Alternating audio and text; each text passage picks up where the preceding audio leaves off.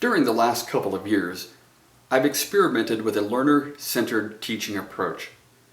What that means is I'm less of a traditional professor in the classroom and more of an innovative manager.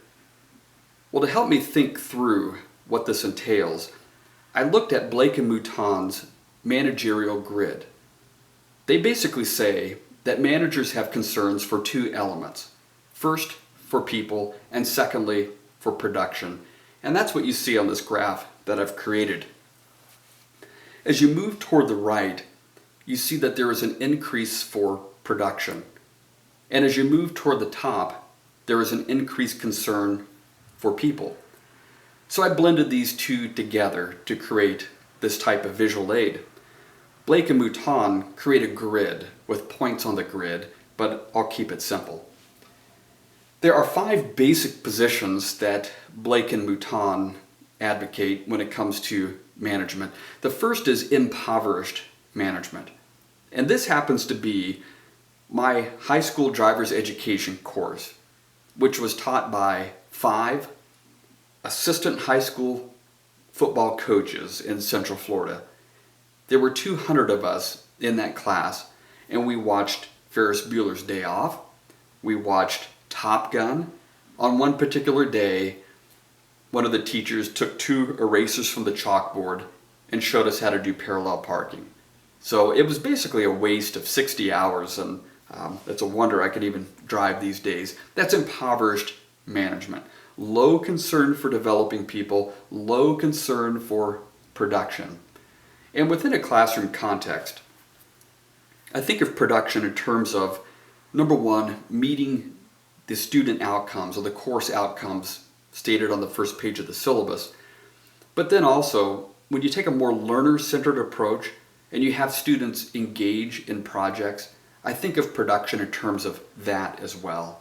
So I had a group, for example, in organizational communication this semester that produced videos about organizational communication. So we hopefully achieved the course outcomes, but we also produced videos as well. The opposite extreme from impoverished management is what's called team management. And that's what we had going on in the class where we produced the videos, or at least it was closer to that.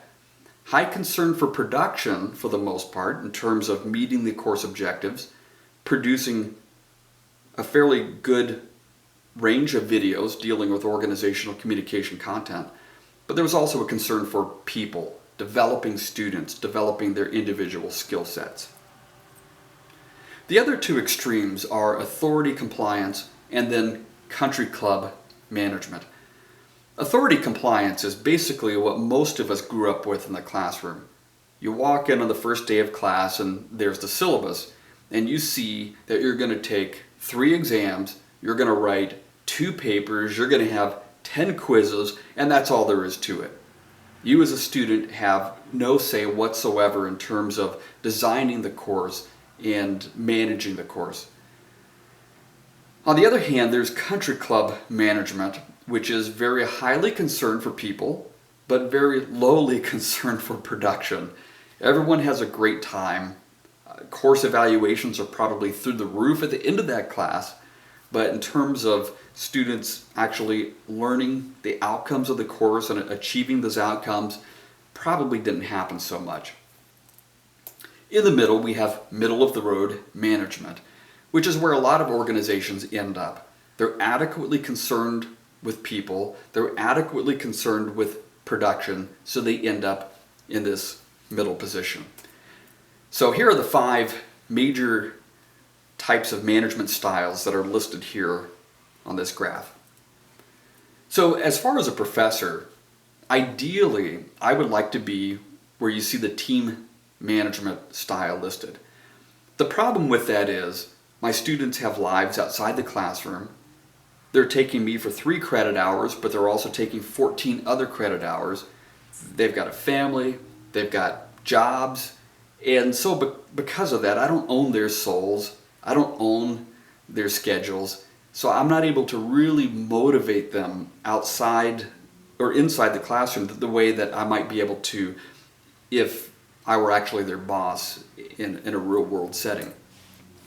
So because of that, I probably tend to end up closer to the middle of the road management, but hopefully still somewhat above that. Hopefully I demonstrate more concern for my students and maybe even a little bit higher concern for production. I don't want to end up at country club management where we have a great time but nobody learns anything. Now here's something interesting. Occasionally I'll get a class that simply isn't cut out for the proactive, learner-centered teaching approach. They just aren't able to think about engaging with organizations, for example, and doing projects for them, whether it's creating a public relations campaign or crafting a social media campaign for a profit or nonprofit organization. Because of that, sometimes it's necessary for me to make a change in a course and become more authority compliance in terms of my style. This is where we go back to forcing them to do the assigned readings, back to having quizzes to make sure they're doing the assigned readings, back to more traditional exams, etc. This is not where I want to do most of my teaching. Having said that, there are some courses where I still will do this by default, and that might be an entry-level public speaking class in which my section needs to be similar to other sections taught by other professors. So it's just a more traditional type of approach. Now here's something interesting that I've also experimented with, and that's creating a layer of student management beneath me in the classroom. So the S here represents the student. And in an ideal world, I could have a manager beneath me in the classroom who has no legitimate authority in terms of assigning grades and all that stuff. That still always resides with me. But they could direct the operation, they can be innovative and work on their own management skills. Ideally, they could be in that team management style as well. High concern for people, high concern for production. Usually, though, it ends up where the management is closer to the country club management. And the reason for that is they're generally concerned about their classmates as friends, but the concern for production tends to be a bit on the low side, which is understandable. Sometimes, though, there isn't even a concern for people. In other words, they're not really focused on developing a skill set in their classmates. Nor are they particularly concerned about producing a particular certain amount of promotional materials for an organization, whatever would count for production, or meeting the course outcomes isn't on their radar either. When that's the case for both people and production, then a student manager might end up in the impoverished management category. So chances are they're never going to be in the authority compliance because they don't have legitimate authority to get students to do what they should do. So most likely they're going to end up in the middle of the road management, which is not a bad place to be. It's a functional place to be, with adequate concern for their fellow students, adequate concern for production in terms of the course. Now, I'm also in that mix as well, as the professor leading the group of student managers. It could be one manager or it could be a team of managers. But hopefully I'm closer to the team management in terms of my own orientation, and I'm able to pull the student managers up a little bit higher towards the team management as well. So this is an interesting approach that I've experimented with, and it's something that I'm exploring. It's got its own challenges. One of the major challenges that I face is if I delegate a significant amount of authority to students in the classroom to define projects and to define how they're going to go about carrying out those projects, then as a professor, there's an extent to which I have to step back and allow students to be able to proactively run that course.